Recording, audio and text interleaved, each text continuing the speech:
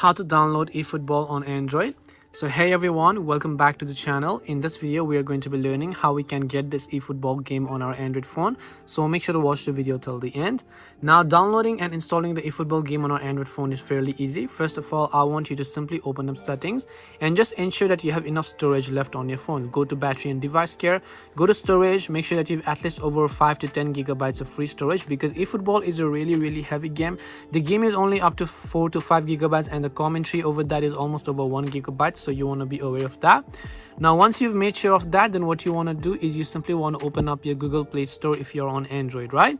Once you open the Google Play Store, in the search box you want to search for eFootball 2023, and then you'll see this first game pop up on the list. And if you've not yet downloaded the game, it is a very heavy game, so I only recommend you download using your Wi-Fi. Mobile data is not recommended by me personally. And then you want to make sure to simply go ahead and then install this game by clicking the green install button. You'll also be able to see the name of the update and what are some of the latest features that they've added on the settings page.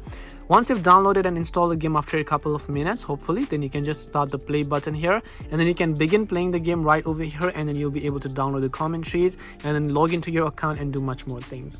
This way you can download eFootball on Android. Hope this video was helpful. If you have any questions, feel free to comment down below. Thank you for watching and see you soon in the next video.